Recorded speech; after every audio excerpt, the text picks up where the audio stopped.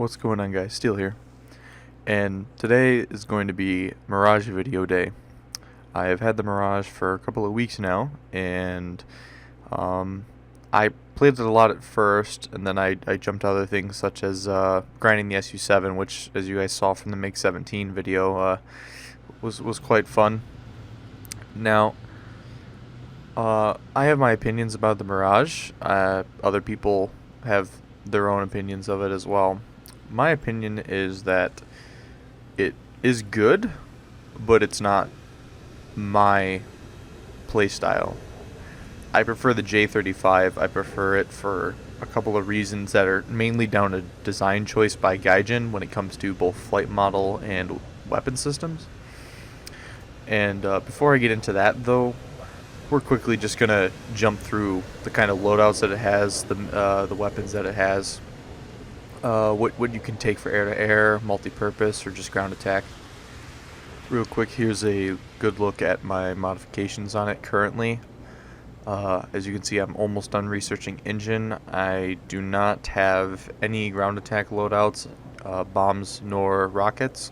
I don't have the cannon upgrade for the offensive 30s. These are DEFA cannons, by the way, and everyone knows how well I do with DEFA cannons.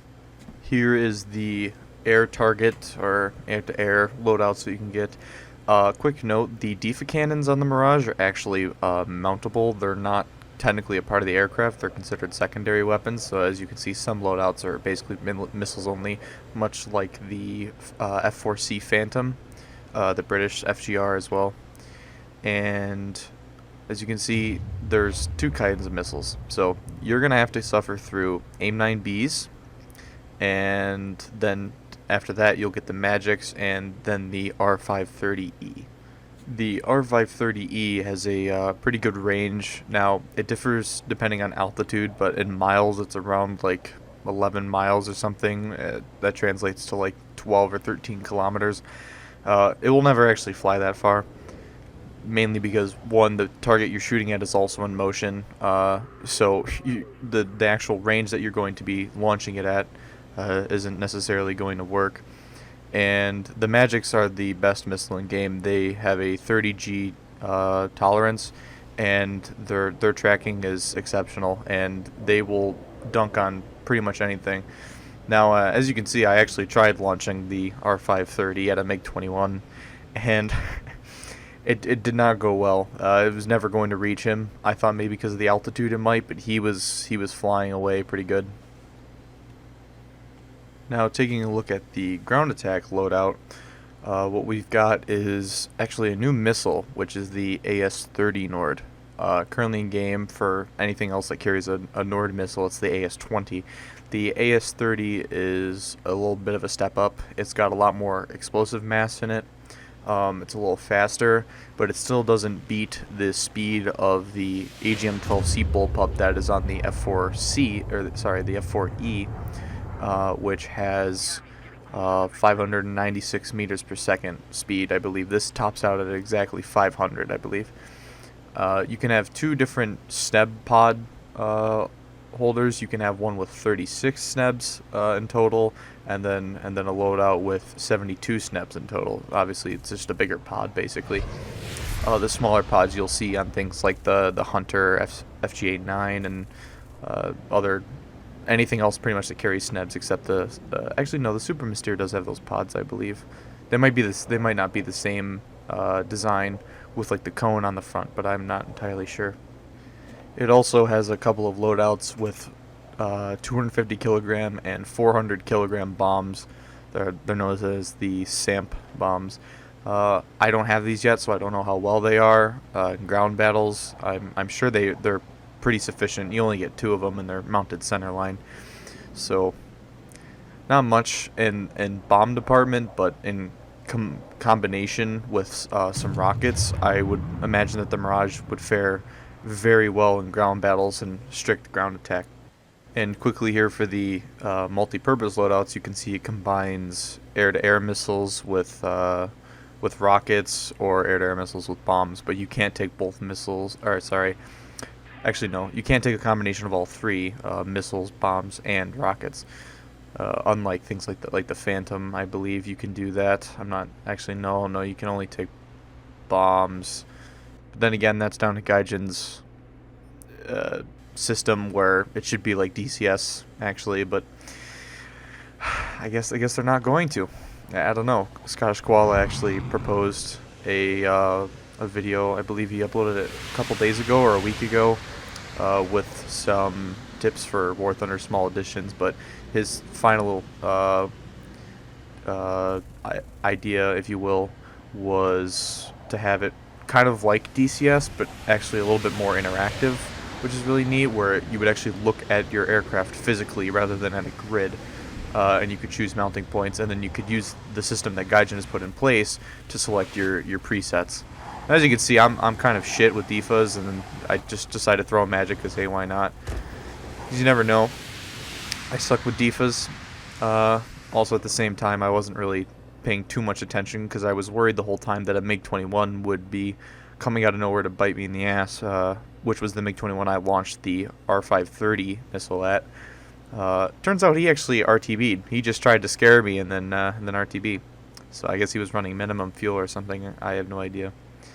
But getting back to what I was saying in the beginning of the video with the Mirage, its game design choices currently compared to the J35 is why I prefer the J35.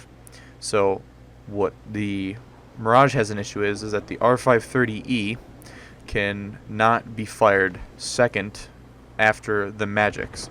So the magics on the wings, the outer part of the wing, have to be fired after the R530E is fired. So it would be nice to have the R530E for say late game, like right now, where there's people taking off or landing on their airfield, which is what you're going to see here in a minute. There you go, a J35, and being able to select the R530 and snipe somebody at range, saying like they're trying to land at the airfield, or they're just taking off and they're slow and you can hit them easily.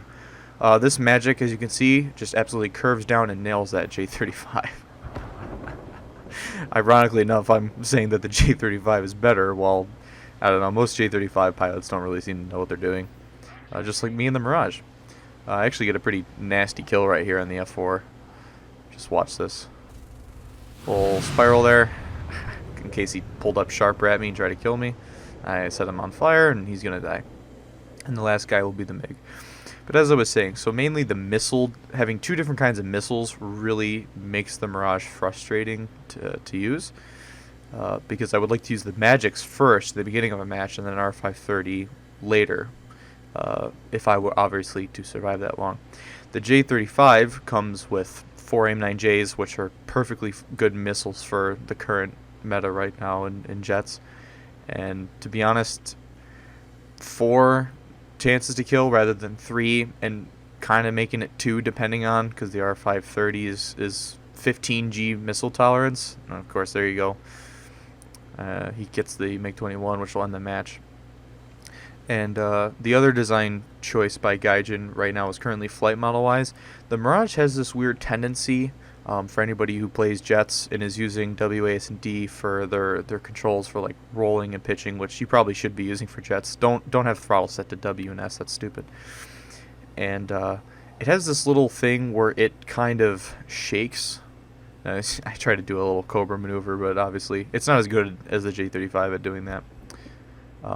But yeah, so it does this little wiggle when it tries to constantly have full elevator, and it turns worse than the J35, which has better elevator authority for some odd reason. Now, in that match, obviously, I'm pretty sure I came top of the team. If I check here in a second, yeah, I came top of the team. So it's an alright plane. For me personally, it's just not my style. It is good, but it's just not me. Now, before I wrap up this video, I want to show you guys the few quirks about the Mirage, and as I was saying earlier about its little elevator flicker, as you can see very closely, both the plane and the control surfaces waggle back and forth. This is with keyboard input and without keyboard input, just letting mouse aim do its thing, which is about this point was when I stopped touching the keyboard. So it still does it, and I tried to do a couple of Cobra maneuvers here, but a couple of funny ass maneuvers. Another thing about it is that when you take just the missiles, because like I said earlier, the guns are considered secondary, it gets a rocket booster, and I guess this was for like a quick intercept sort of idea from the French. The booster actually comes with quite the fuel tank, as you'll see. Uh, it lasts for a very, very long time. So I guess this is if you were to take like minimum fuel or something, and the rocket, and or sorry, not the, oh, it is a rocket booster, and go rush in, pop 2 people with magics, and then come back down and land. I have no idea, but it is kind of funny.